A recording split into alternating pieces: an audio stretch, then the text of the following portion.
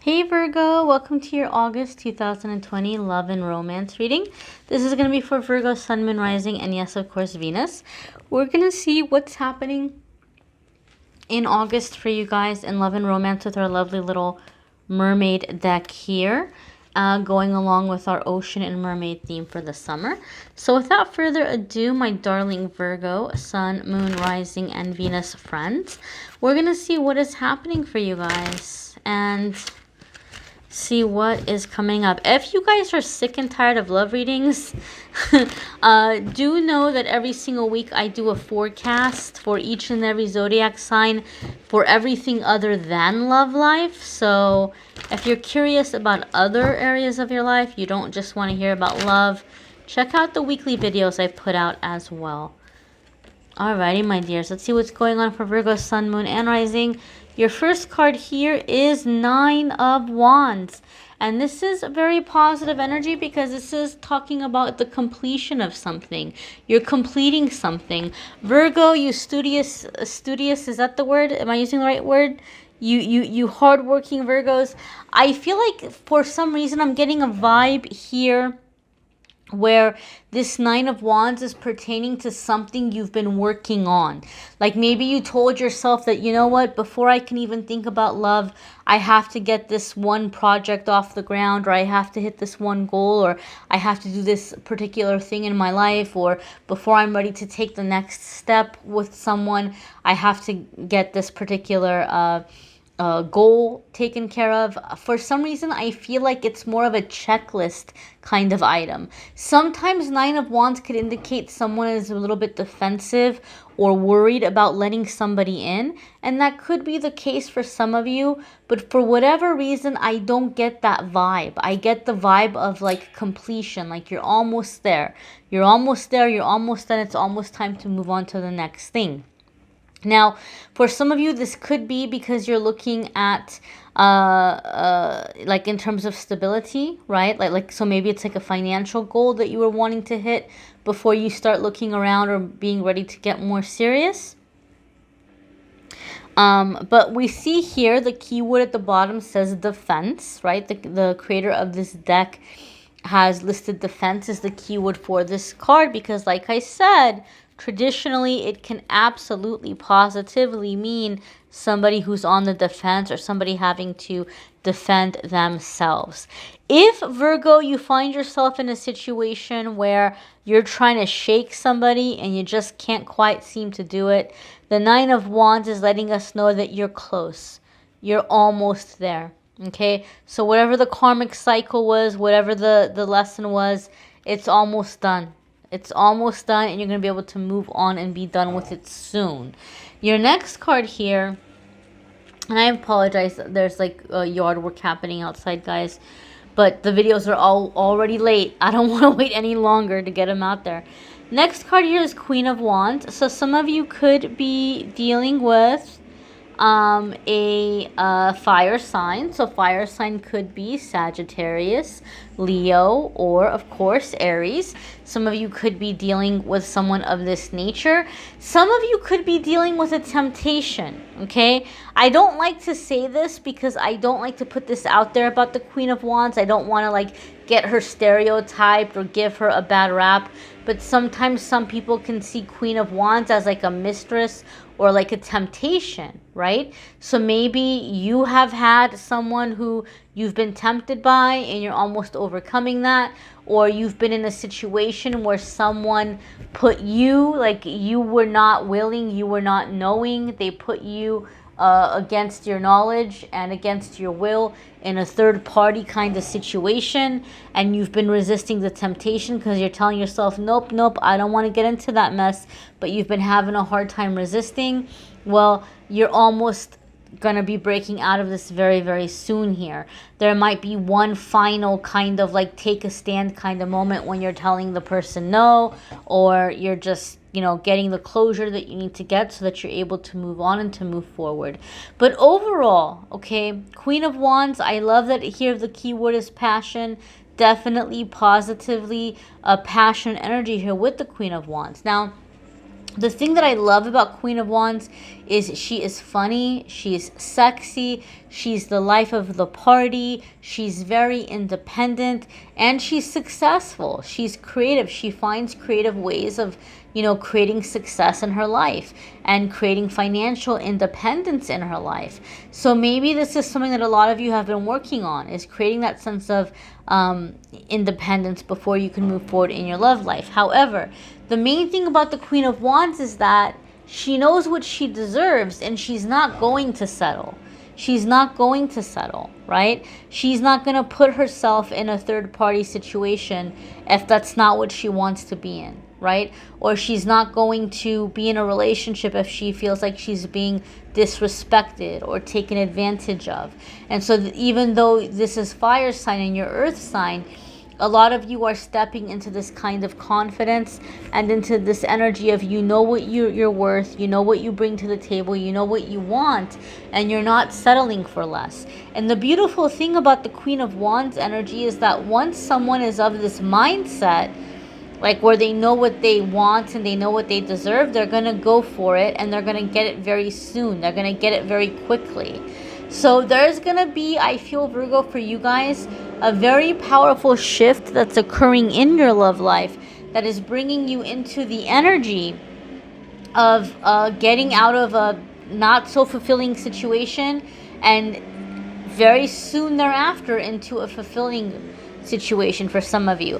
Queen of Wands can also indicate in a relationship the returning of passion, the returning of chemistry, kind of like, igniting that spark and that fire, and getting that spark back, rekindling a spark in a relationship. Okay?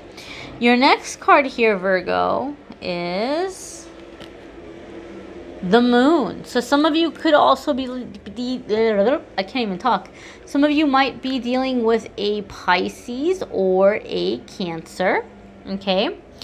I'm just going to say this, Virgo, for any of you who are reaching out to someone, like if you are a Virgo and you're preparing to reach out to somebody because like you're ready, maybe you weren't ready before, and it's like now you're ready and you're wanting to reach out to this person and you're wanting to move forward because you're near completing this project or healing from whatever you need to heal from. The Moon card gives me the sense or the feeling that there is fear involved here. Okay? And I feel it is more so somebody who is maybe afraid of giving a situation another chance. So they might require a lot of reassurance and proof in some way that things are going to be different this time around. So if you're looking towards a reconciliation, or if you're trying to have somebody let you back in, it might be a bit of a process. It might not be an overnight kind of thing. The Moon card also indicates overcoming fears in general, connecting with your intuition. So listening to your intuitive feelings about a situation. If you're not sure what you want to do about a situation, how you want to move forward, Virgo, maybe you're in a situation where somebody is approaching you, somebody is coming towards you, and they seem to want to be with you.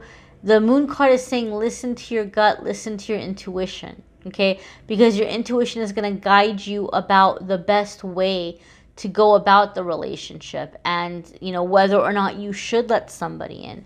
Your intuition, your gut feeling is very intelligent. It's like a second brain. Your gut, your intuition knows what your mind hasn't figured out yet, what your brain hasn't pieced together just yet. Right? Because we want to find the facts and the evidence, and we want to see things with our eyes, but the gut already feels it. The gut already senses it. The gut already knows what's up. So listen to your intuition. If something doesn't feel right, it doesn't mean the relationship can't work out, but you might kind of want to pump the brakes and have things come to the surface, so you know very full well what to expect, how to move forward, how to go about things, how to go about situations. This is so very random, and it's not going to be true for every single one of you, but I feel like it's going to be a big deal for some of you. is that whether it was you or another person, those of you where you have like this long ongoing thing with a person, like if you have this on again, off again kind of chemistry with a person, and maybe your gut and your intuition told you that this was the case, and if it was, something may be happening in August or soon thereafter, maybe sometime in September, where you're finally having your gut feeling confirmed. I feel like someone is stepping forward and wanting to move the relationship forward, but confessing the secret that they have been keeping from this other person, that there is a child or children in the mix. Okay, so maybe somebody swore up and down to you that they didn't have kids, or that they weren't married, right? And then you found out that they were married, but then they swore up and down there's no kids. They might be like, well, look, I didn't want to scare you off. I didn't want to lose you. And I told a lie. And yes, there are kids in the mix. Or maybe if they didn't even lie to you about it, maybe there was never a conversation about it, but you just felt or sensed in your gut. I feel like someone is confessing the existence of children, that they have children, or a child or children from a previous relationship or relationships. And so that's going to be something that you're going to have to think about, right? That's like a big decision to make, and you have to think about how that might be affecting the relationship moving forward, right? And how you feel about the fact that that was, hidden from you, or that that wasn't revealed to you initially. I feel if it's not children, it can be a very, very big thing. A very, very big thing. This person has maybe a lot more of a complicated life than they let on. You may have kind of sensed or felt like, something doesn't quite make sense here, or I feel like there's more to the story. There may be information coming up that's really clarifying that for you, or confirming for you that, oh yeah, there's a lot more to the story. Okay? So even though you might feel ready and you want to move forward, there could be stuff with this person that you didn't know about, and you're going to have to, maybe reconsider is a strong word, but you're going to have to think about it wisely to decide how you want to move forward and what you want to do. So your next card here is Two of Swords. So Virgo, this is loud and clear to me. Loud, loud, loud and clear to me. Two of Swords is a card that's saying you're really tempted to ignore something, right? Or if it's on the other hand, Virgo, if you're hoping somebody is gonna just kind of let something slide or let it go, Two of Swords is telling us that they're not really over it, right? They might act like, oh, okay, all right, I can accept that. I can be okay with that. I can be cool with that. Or, all right, I understand. But deep down inside, they're still kind of having a hard time processing it, right? Or Virgo, you maybe are feeling or sensing, they might be opening up and telling me some truths here, but something is yet still missing. Something yet still seems off. You have to listen to that, because Two of Swords tells us the writing is on the wall, but for whatever reason you feel afraid to look at it, like to acknowledge it. And anytime that happens, when we ignore the writing on the wall, when we don't acknowledge it, we end up finding ourselves in situations where a tower moment develops. And so Two of Swords comes up to say, hey, here's an opportunity to avoid that. Here's an opportunity to avoid the tower moment by looking at the writing on the wall and taking the steps you're feeling guided to take in terms of what you're going to have to do for yourself. This is a crossroads that you're coming at. For many of you, this is make it or break it. I feel that for those of you that have been in this on again, off again situation, like this is it. Either you guys are doing this for real this time and you're going to get over these challenges and these issues, or it's done. There's going to be no more going back and forth. There's going to be no more in and out. Like, this is it. This is make it or break it. But you have to make a conscious decision. Don't wait for the universe to make the decision for you. Don't let yourself get caught up in confusion or uncertainty, and don't ignore what your better judgment is telling you or sharing with you. Don't ignore it.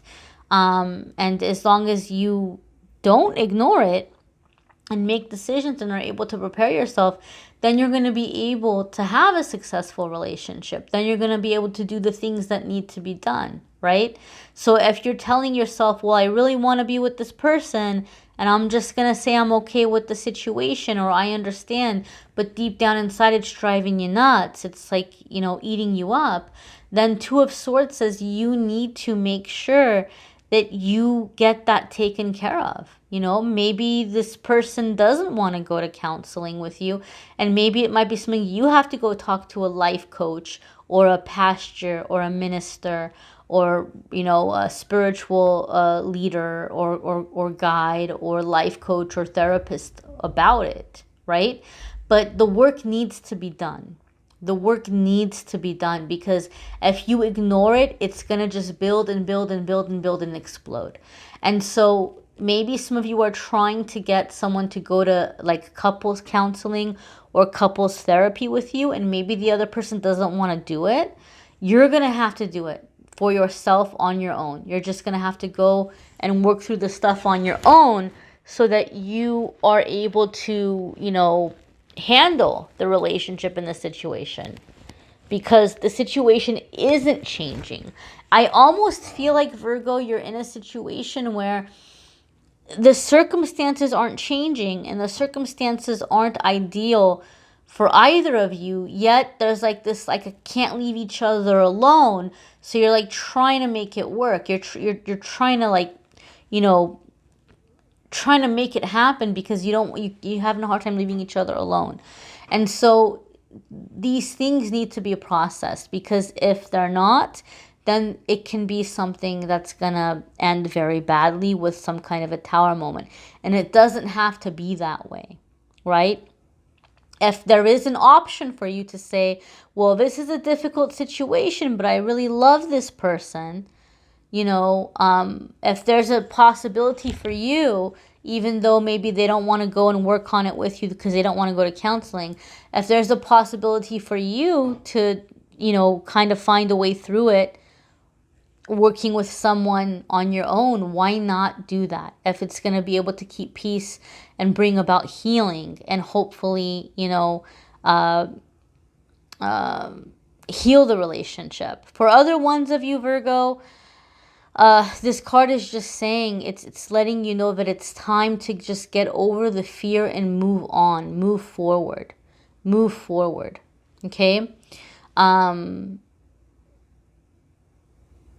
Taking action. It's a card that requires for one to take action. I feel that there's so many different energies coming in here right now, so it might be a good idea for you guys to watch your moon sign and rising sign videos, or your Venus. If you haven't checked out your Venus, it might add a little extra information, or it may resonate with you more. Some months that might happen. You may need a private reading, which I'm more than happy to do for you. If you want to click on the Calendly link in the description of the video, you can schedule a private reading with me there. Don't forget to check out your channeled angel messages for August. Those are linked in the description. And guys, I will be announcing this weekend the winners of the July giveaways on my social media.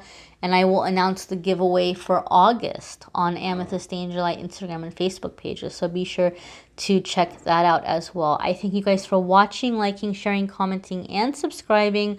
My dears, don't forget to check out the weekly forecasts. Take care. Bye, Virgo.